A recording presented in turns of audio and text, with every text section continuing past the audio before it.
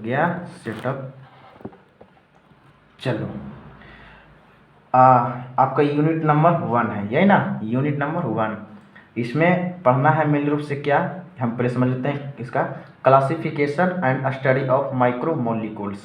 कहने का मतलब मॉलिक्यूल्स का क्या पढ़ेंगे, स्टडी करेंगे फर्स्ट यूनिट में, और साथ ही में इसका क्लासिफिकेशन पढ़ेंगे, हैं यही ना, स्टडी भी करेंगे, अध्ययन करेंगे किसका, माइक्रो मॉलिक्यूल्स का, और उसका साथ ही साथ में क्लासिफिकेशन करेंगे, उस क्लासिफिकेशन को भी स्टडी करेंगे 1 बाई 1 करके। तो पहले यहाँ पर हमको जानना बहुत ज़रूरी हो जाता है कि माइक्रो मॉलिक्यूल्स क्या है, क्योंकि मेरा टॉपिक, मेरा यूनिट का ही नाम है माइक्रो मॉलिक्यूल्स। जितना भी चीज़ रिलेटेड से पढ़ोगे ना, सब मॉलिक्यूल्स से ही रिलेटेड आप पढ़ोगे। तो हमको ये पता पहले होना चाहिए कि माइक्रो मॉलिक्यूल्स क्या है, पूरा नाम यहाँ पे लिखे हैं माइक्रो मॉलिक्यूल्स। तो माइक्रो मॉलिक्यूल्स का मतलब क्या होता है, यहाँ पर हमने कुछ लिख लिया डिफिनेशन, ठीक है, ताकि वीडियो लंबा ना हो सके, इसलिए मैंने पहले से लिख के तैयार करके रखा हूँ। यहाँ पर लिखा हुआ है माइक्रो मॉलिक्यूल्स, ये पढ़ सकते हो, देखो दिख रहा होगा माइक्रो मॉलिक्यूल्स हेडिंग दिए हैं। फिर हमको ये जानना जरूरी होता है कि माइक्रो मॉलिक्यूल्स का मतलब क्या होता है। तो यहाँ से समझने की कोशिश करोगे कि माइक्रो का मतलब होता है, माइक्रो का मतलब होता है, मीनिंग होता है इसका लार्ज, क्या होता है, लार्ज, लार्ज। और मॉलिक्यूल्स का मीनिंग होता है, अब तो जानते हैं सिंपली कि मॉलिक्यूल होता है, क्या होता है, मॉलिक्यूल होता है। मॉलिक्यूल तो यानी मॉलिक्यूल्स बोल सकते हो। इसका हिंदी में आप क्या कहते हो, अणु कहते हो, सिंपली भाषा में क्या कहते हो, अणु कहते हो। और लार्ज का मतलब क्या होता है, बड़ा होता है, क्या होता है, बड़ा होता है, ये आप जानते हो, ठीक है। तो कहने के मतलब ओवरव्यू ये हुआ कि मॉलिक्यूल्स कैसा, मॉलिक्यूल्स होगा बहुत बड़ा बड़ा मॉलिक्यूल्स होगा, वेरी लार्ज होगा, क्या होगा, वेरी लार्ज होगा। अणु हमारा कैसा होगा, वेरी लार्ज होगा। यहाँ पर ये एक तरह से अणुओं का क्या होता है, कॉम्बिनेशन होता है, एक तरह से क्या होता है, कॉम्बिनेशन होता है, प्रोसेस होता है, बायोलॉजिकल प्रोसेस होता है। बहुत सारा अणु हमारे, बहुत सारा हमारा मॉलिक्यूल्स क्या होता है, एक दूसरे से कॉम्बिनेशन होता है, कंबाइन होता है, जुड़ता है, ठीक है, जुड़ता है। वो अणु कौन कौन से वो आगे जाके पढ़ेंगे, लेकिन यहाँ समझना है यही है कि हमारा कॉम्बिनेशन होता है मॉलिक्यूल्स का ढेर सारा, जैसे ये आप समझ सकते हो। ऐसे मॉलिक्यूल्स का क्या होता है, कॉम्बिनेशन होता है, वेरी लार्ज में मॉलिक्यूल्स का क्या होता है, कॉम्बिनेशन होता है। तो इसी को अभी अगर समझ गए होंगे, इसके वर्ड के ये दो वर्ड से मिलकर बना होता है माइक्रो प्लस मॉलिक्यूल्स। माइक्रो का मतलब होता है लार्ज, और मॉलिक्यूल्स का मतलब होता है मॉलिक्यूल्स होता है, यानी कहने के मतलब मॉलिक्यूल्स कैसा होना चाहिए, लार्ज होगा, यानी वेरी लार्ज होगा, उसका कॉम्बिनेशन होता है, बायोलॉजिकल प्रोसेस होता है, वो सब होता है, ठीक है। तो यहाँ पर हमने डिफिनेशन के तौर पर लिखे हैं पॉइंट बाई पॉइंट, तो समझने की कोशिश करना है। क्या है कि ये माइक्रो मॉलिक्यूल्स, जो हमारा माइक्रो मॉलिक्यूल्स होता है, is a very large molecule which imported to biological process. समझ में आया बात, देखो इसका मतलब ये हुआ कि जो हमारा मॉलिक्यूल्स होता है ना, एक जो मॉलिक्यूल्स होता है, माइक्रो मॉलिक्यूल्स होता है, वो वेरी लार्ज मॉलिक्यूल होता है। जो अभी हम इसके नाम से नाम को तोड़ के हम देखे थे, तो हमको पता चला कि ये क्या है, लार्ज मॉलिक्यूल्स, ये है ना, यानी क्या है, वेरी लार्ज मॉलिक्यूल्स है। जिसका क्या इंपॉर्टेंट है, चलो ठीक है मान लेते हैं ये वेरी लार्ज है, बहुत बड़ा ये मॉलिक्यूल्स होता है, लेकिन इसका इंपॉर्टेंट क्या है, तो इसका महत्वपूर्ण ये है विच इंपॉर्टेंट, जिसका इंपॉर्टेंट है टू बायोलॉजिकल प्रोसेस। जो हमारा बायोलॉजिकल जो प्रोसेस होता है, बायोलॉजिकल जो हम लोग प्रोसेस करते हैं, प्रोसेस लिखा हुआ दिख रहा होगा, अगर लाइट से चमक रहा होगा, प्रोसेस है, PROCESS, प्रोसेस, यानी बायोलॉजिकल प्रोसेस में ये क्या करता है, बहुत अहम रोल निभाता है, इसका बहुत इंपॉर्टेंट होता है किसका, वेरी लार्ज मॉलिक्यूल्स का, उसी को क्या बोलते हैं, मॉलिक्यूल्स बोलते हैं, ठीक है। और एक पॉइंट और समझने की कोशिश करेंगे, अगर ये पॉइंट समझ में आए तो यहाँ समझ सकते हो। देखो यहाँ की लिखा हुआ सच एज, जैसा कि प्रोटीन हो गया, वो बात उठता है जो बायोलॉजिकल प्रोसेस में हमारा लार्ज मॉलिक्यूल्स कौन कौन ऐसा है, ठीक है, कौन कौन मॉलिक्यूल्स है जो हमारा बायोलॉजिकल प्रोसेस में इंपॉर्टेंट निभाता है, ठीक है। तो जैसे हम यहाँ लिखा है कुछ, जैसे सच एज, जैसा कि हमारा एक होगा प्रोटीन, याद रखना प्रोटीन दिख रहा होगा, PROTEINS, proteins, carbohydrate, nucleus acid, amino acid and lipids are the 5 major of biological micromolecules.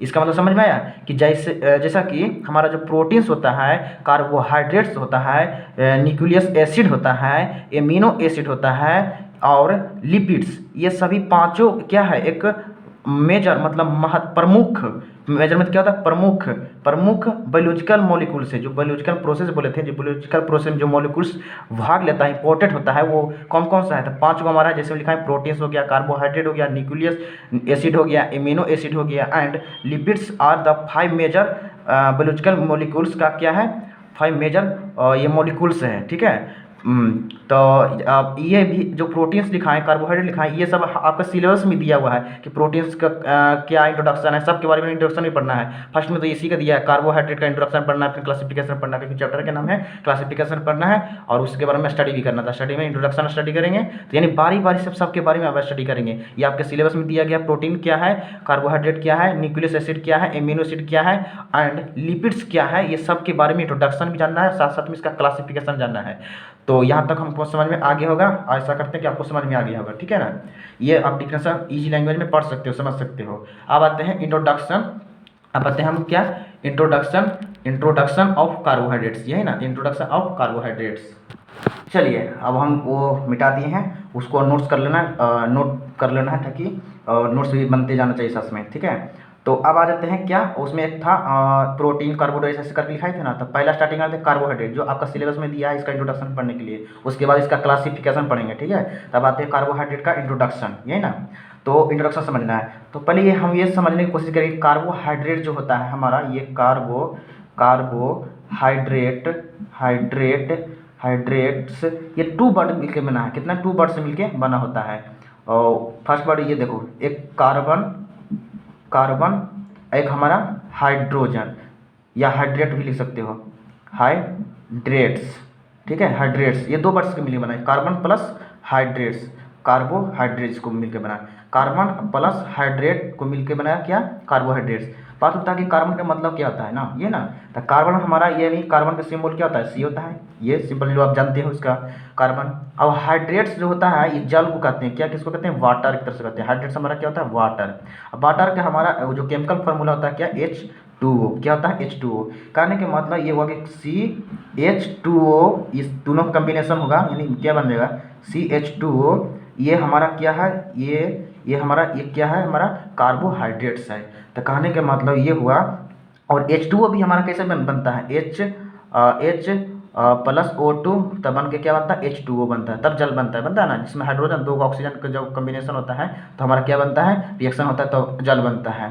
तो यानी यहाँ से ऐसा हम समझ सकते हैं कि यानी कार्बन, एक तो कार्बन हो गया, और एक हमारा वाटर में भी 2 तरह का, एक हाइड्रोजन, एक हो गया ऑक्सीजन, यानी 3 चीज़, क्या याद रखोगे, 3 चीज़, कार्बन, हाइड्रोजन और ऑक्सीजन का कम्बिनेशन हुआ है, कंपोज्ड हुआ, कम्बिनेशन करके कंपोज्ड हुआ, तब हमारा क्या बना, कार्बोहाइड्रेट बना। ये यहाँ से आप समझ सकते हो, समझ में आया, ठीक है। ये लिखा हुआ हाइड्रोजन, ठीक है, हाइड्रेट्स लिखा हुआ दिख रहा होगा, लाइट से थोड़ा सा चमक रहा होगा। तो यहाँ तक समझ में आया होगा कि कार्बन 2 कार्बोहाइड्रेट कैसे एक्सप्लेन करते हैं। कार्बोहाइड्रेट जो हमारे 2 वर्ड से मिलकर बना होता है, कार्बन, एक हाइड्रेट्स। कार्बन का मतलब सिंपल कार्बन सी, हाइड्रेट्स का मतलब होता है वाटर, और वाटर मतलब H2O, और H का केमिकल फॉर्मूला होता है इस, H2O भी 2 कैसे रिएक्शन होता है, तो H2O जो हमारा होता है हाइड्रोजन और 2 ऑक्सीजन का अणु यानी मॉलिक्यूल्स मिलता है तो H2O बनता है। कहने के मतलब ये हुआ, इसमें हाइड्रोजन और ऑक्सीजन आता है, वाटर में हाइड्रोजन और ऑक्सीजन, एक इधर से कार्बन, ये तीनों का कम्बिनेशन हुआ, carbon plus hydrogen plus oxygen, तो बना CH2O। तो इसी को हम क्या बोलते हैं, कार्बोहाइड्रेट्स बोलते हैं। इसका नाम से आप इसका डिफाइन कर सकते हो, ठीक है। अब ये है, इसको हम लैंग्वेज में लिखाने की कोशिश करेंगे। चलते स्टार्ट करते हैं। तो ये वाला आप स्क्रीनशॉट लेकर और क्या करो कि इसे नोट कर लो, ताकि यहाँ से ऊपर पर हमको पता चल सके। नेक्स्ट अब आगे देखते हैं, इसका डिफिनेशन पढ़ते हैं, इंट्रोडक्शन का कुछ पॉइंट, कुछ लैंग्वेज लिखा देते हैं। जैसे हम कह सकते हैं, जैसे अभी हम थोड़ा देर पहले समझ चुके हैं कि कैसे कार्बो और हाइड्रेट्स मिलके बना है, उसका मतलब क्या है वो अर्थ समझ गए हैं। तो इसको आप लैंग्वेज में लिखने की कोशिश करेंगे, तो कह सकते हैं कि कार्बो जो हाइड्रेट होता है, कार्बोहाइड्रेट्स जो हमारा होता है इज कार्बोहाइड्रेट्स इज बायोमोलिक्यूल्स, या एक बड़ा है बायोमोलिक्यूल्स, इसका मतलब भी समझाते हैं, ठीक है। बायोमोलिक्यूल्स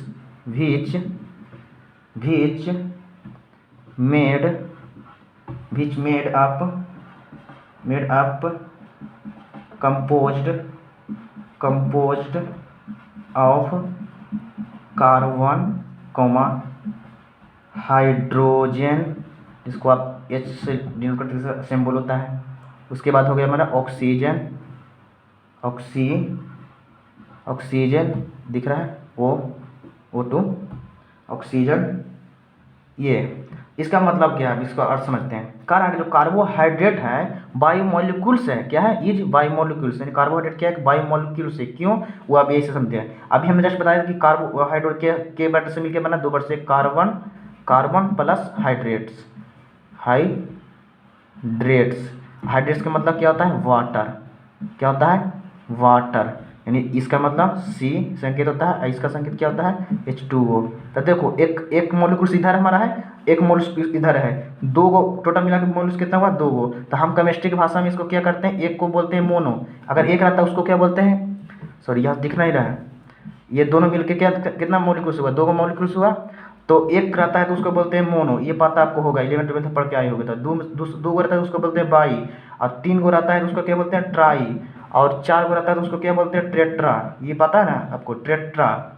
उसके बाद पाँच को रहता है तो बोलते हैं पेंटा, उसी सिक्स को रहता है तो हेक्सा। ऐसे पढ़ के आओगे ये। अच्छा ये सब क्या है, जो टेंटा, प्लेटा, हेक्टा, ट्राई, बाई, सब बोरा, ये सब क्या है, ये हमारे सब एक तरह से ग्रीक वर्ड है। कैसा वर्ड है, ग्रीक वर्ड है, ये ग्रीक वर्ड है, याद रखना, ये ग्रीक वर्ड है। जिस तरह से हम लोग अपने भाषा में 1 2 3 4 ऐसे बोलते हैं ना, काउंटिंग करते हो ना, उसी तरह क्या होता है, उसी तरह हमारा ग्रीक वर्ड में उसको 1 2 को क्या बोलते हैं, 1 को बोलते हैं मोनो, और 2 को बोलते हैं बाई, 3 को बोलते हैं ट्राई, और 4 को बोलते हैं टेट्रा। टेट्रा दिख रहा होगा, ये अगर नाम से बोल रहे हो वहाँ से नोट कर लेना, क्योंकि गज बजा रहा है और मोटा पेन है इसलिए उगने में दिक्कत हो रहा है, ठीक है। बाकी हम बोल रहे हैं वहीं सब नोट्स कर सकते हो। तो ये हम इसका बताने की वजह मेरा ये है क्योंकि यहाँ पर एक अणु और दूसरा अणु, यानी 1 मॉलिक्यूल्स 2 मॉलिक्यूल्स, दो मॉलिक्यूल्स इसमें, तो दो मॉलिक्यूल्स के क्या साथ यूज करेंगे, बाई कर सकते हैं ना। क्या ये दोनों क्या है, ये दोनों क्या हमारा मॉलिक्यूल्स है, क्या है, मॉलिक्यूल्स है। यानी इस तरह से आ गया नाम कि बाई मॉलिक्यूल्स, यही बोला गया। जो हमारा कार्बोहाइड्रेट यही ना मिल गया है ना, कार्बो प्लस हाइड्रेट मिलकर बना कार्बोहाइड्रेट्स। तो कार्बोहाइड्रेट्स में दो मॉलिक्यूल्स होता है, इसलिए बोला गया carbohydrate is a by molecules which made up. जो बना होता है, कैसे बना होता है, कंपोज, किसका कंपोज होता है, जिसमें आगे थोड़ा पहले पढ़े थे, कार्बन था, हाइड्रोजन था और ऑक्सीजन था, तीन गो था ना, तीन गो आपके पास मिला था जब तोड़ के निकाल रहे थे, तब जब उसको हम तोड़े डिफाइंड किए तो कार्बन निकला और हाइड्रोजन H निकला और ऑक्सीजन निकला। तो तीनों को क्या करता है, कंपोज होता है, तब क्या होता है, मेड होता है, बनता है, क्या बनता है, बायो मॉलिक्यूल्स के फॉर्म में। उसको उसी को क्या बोलते हैं, कार्बोहाइड्रेट्स बोलते हैं। ये आ गया, ये डिफिनेशन का हुआ, ये मिटा देते हैं, ये डिफिनेशन हो गया, ठीक है। समझ में आ गया होगा, कोशिश करते हैं ये समझ में आ गया।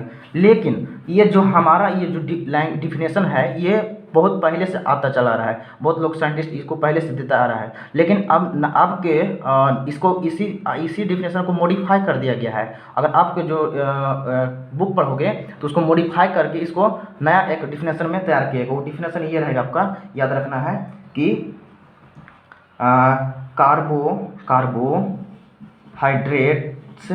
carbohydrates can also define as polyhydroxy। ये क्या है, इसका मतलब बताते हैं, ठीक है। इसका याद रखना केमिकल फॉर्म OH होता है, कोमा एल्डिहाइड, इसका केमिकल फॉर्म होता है CHO, एंड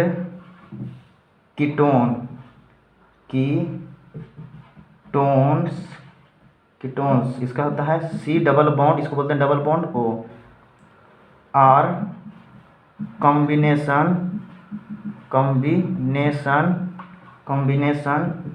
इज कॉल्ड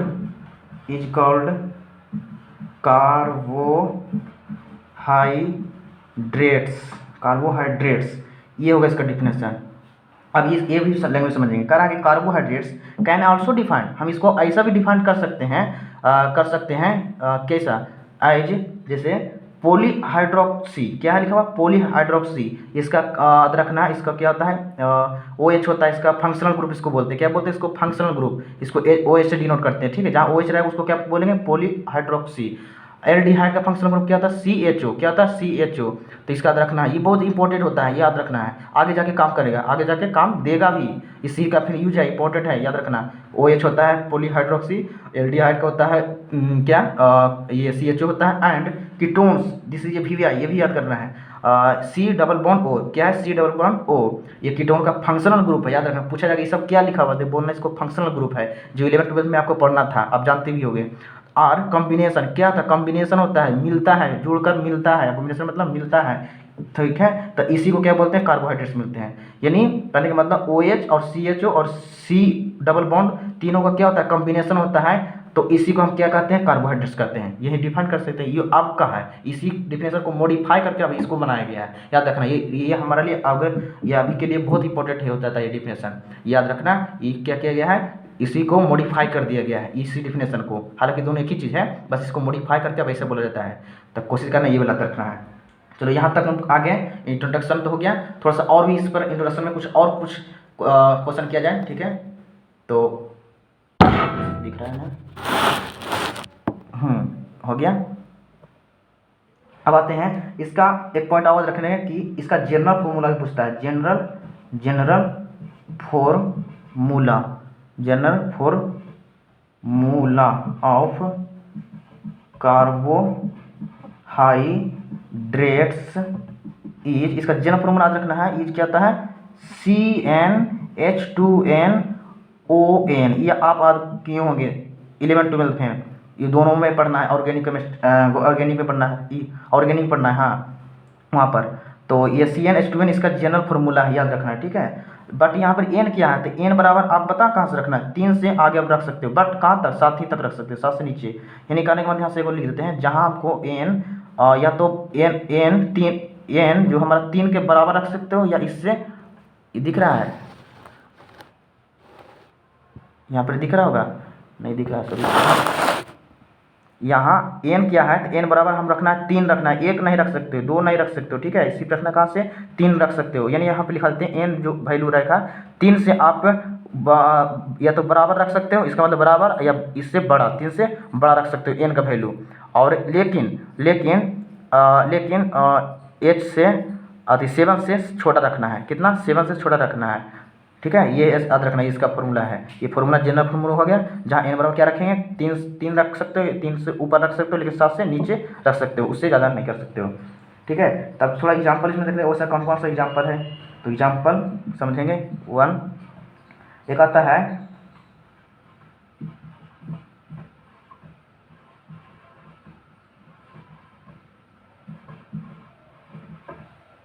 इधर ही इसको ऐसे करते हैं, इसको बोलते हैं गिलीसेल्डिहाइड, इसको क्या बोलते हैं, गिलीसेल्डिहाइड, ठीक है। इसका एक और नाम है ट्राइओज, क्या बोलते हैं, ट्राइओज। इसका फॉर्मूला होता है क्या, तो C3H6O3। इसमें एक चीज़ गौर करना, इसमें जो कार्बन का जो मॉलिक्यूल्स होगा और ऑक्सीजन का मॉलिक्यूल्स होगा, दोनों इक्वल होगा, बट उसका हाइड्रोजन जो होगा उसका दुगुना होगा। उसका फार्मूला भी देख सकते हो, जनरल फार्मूला में ये CN दोनों इक्वल, इसलिए इक्वल होगा, और CnOn, और इसका में n में 2 मल्टीप्लाई हो गया, मतलब दुगुना होगा, ऐसा कुछ रहेगा, ठीक है। तो ये कार्बन C3 और O3 यानी दोनों का मॉलिक्यूल्स इक्वल होता है, किसमें, कार्बोहाइड्रेट्स में। हर एक कार्बोहाइड्रेट्स के फॉर्मूला में देखना, जितना भी कार्बोहाइड्रेट्स के एग्जाम्पल है कार्बोहाइड्रेट्स का, तो उस सब में क्या होता है, इक्वल होता है ऑक्सीजन और कार्बन की संख्या, बट हाइड्रोजन का ज़्यादा भी हो सकता है, ठीक है, ज़्यादा क्या, दुगना ही होगा सिर्फ उसका। और यहाँ पर बात होता है ट्राइओज, इसका एक और नाम है क्या, ट्राइओज। तो देखो ये तो अभी हम बताएं, ट्राई मतलब 3 हम बताए थे, एक रहेगा, एक के लिए बोलते हैं मोनो, या पता होगा आपको, 2 का मतलब होता है डाई, और 3 का मतलब होता है क्या, ट्राई, 4 के मतलब होता है क्या चीज, टेट्रा, 5 के मतलब होता है पेंटा, ऐसा याद रखोगे। 6 का मतलब हेक्सा, ऐसा कुछ होता है, ठीक है, याद रखना है। तो यहाँ पर यही वही बात हो रहा है, ट्राइओज मतलब ये होगा कि ट्राई मतलब 3, OAC मतलब ओज, याद रखना, जहाँ जहाँ पर OAC लगा रहेगा वो कार्बोहाइड्रेट का ग्रुप होगा, किसका ग्रुप होगा, तो कार्बोहाइड्रेट का ग्रुप होगा। जहाँ जहाँ OAC लगा रहा है उसको वो कार्बोहाइड्रेट का क्या होगा, ग्रुप होगा, जहाँ जहाँ पर OAC लगा, याद रखना। इस तरह से और एग्जाम्पल ले सकते हैं, दूसरा एग्जाम्पल लेकर बताते हैं। हमारा हो जाता है एरिथ्रोज एक होता है, एरिथ्रोज, इसको बोलते हैं, एगो नाम है टेट्रोज, क्या बोलते हैं, टेट्रोज। तो बताओ इसका क्या हो जाएगा, टेट्रोज बोला है, यानी 4, यहीं से पता कर लेंगे, टेट्रोज मतलब क्या था, 4, यानी कार्बन इसमें क्या आएगा, 4। जब कार्बन 4 आएगा तो ऑक्सीजन भी कितने ही हो, सॉरी यहाँ से दिख रहा होगा, ये जब कार्बन 4 होगा तो ऑक्सीजन कन्फर्म है कि भी 4 होगा, तो हाइड्रोजन कितना हो जाएगा, फार्मूला से हम पता करेंगे कि इसका दुगना होता है, तो 4 दूनी 8, ऐसे निकाल सकते हो, C4H8 और O4। यहाँ तक क्लियर। चलो नेक्स्ट एग्जांपल लेते हैं, उसके बाद आता है 3 नंबर, ये समझ में आएगा। एक होता है राइवोस, इसको एक और नाम है, इसको बोलते हैं अच्छा ये दोनों नाम क्या है, अलग नाम क्यों रहा था, ये इसको ये बताइए कौन सा नाम है, इसको बोलते हैं यूपेक, जिसको नाम पढ़े होंगे यूपेक या यूपीएससी ऐसी कुछ बोलते हैं, यूपेक नेम ये है हमारा साधारण नेम, या इसको बोलते हैं नॉर्मल नेम। हाँ, साधारण प्रणाली, दो प्रणाली पढ़ना है, एक साधारण प्रणाली एक यूपेक प्रणाली, तो UPAC ऐसी कुछ नाम है, यूपेक नाम है, ठीक है। तो ये सभी के लिए होता है। पेंटोज इसको बोलते हैं, पेंट्रोज इसको बोलते हैं, क्या बोलते हैं, पेंट्रोज। देखो इसमें OAC लगल है, इसमें भी OAC लगल है, इसमें OAC लगल है, तो कहने का मतलब कार्बोहाइड्रेट का ग्रुप है, यानी कार्बोहाइड्रेट्स का है ये एग्जाम्पल। और पेंटा का मतलब क्या होता है, 5 होता है, तो हमको पता है कि इसमें कार्बन होता है और ऑक्सीजन होता है, हाइड्रोजन होता है, पहले से पढ़ चुके हैं कार्बोहाइड्रेट्स में क्या क्या होते हैं, तो कार्बन हाइड्रोजन ऑक्सीजन का क्या होता है, कम्बिनेशन होता है, कंपोज होकर बनता है। तो यानी यहाँ पेंटा से क्या पता चलेगा, 5 हो गया, कितना होता है 5, तो यानी C5, जब ही 5 हो गया तो वो भी हमारा क्या हो जाएगा 5 होगा, तो हाइड्रोजन क्या होगा, इसका दुगुना होगा, क्योंकि फार्मूला में देखो 2N है, तो 5 दूना 10। इस तरह से 3 एग्जाम्पल समझ गए। चौथा एग्जाम्पल भी गाँव दे देते हैं, ये सबसे भी एग्जाम्पल है, याद रखना है, जो आपका शरीर में हमेशा चाहिए। ग्लूकोज नाम सुना ही होगा, सुना होगा। इसका एक और नाम है, यूपेक नाम इसका बोलते हैं एक्सोज, HEXOAC, एक्सोज। इसका होता है, देखो जब हेक्स आ गया तो क्या होगा, 6 होगा, यानी C6H12O6, इसका दुगना हो गया ना H12, ये आपका इसका फार्मूला भी होता है ना यहीं, यानी ग्लूकोज का क्या होता है केमिकल फार्मूला, ये C6H12O6। ये आपको पता होना चाहिए, ये सभी एग्जाम्पल किसका, कार्बोहाइड्रेट्स का है। आई थिंक इतना आपको समझ में आ गया होगा, मैं आशा करता हूँ समझ में आ ही गया होगा, ठीक है। अगर फिर भी समझ में आया है ना, तो फिर तो कॉल करो, बात कर पूछ लो। थैंक यू, धन्यवाद।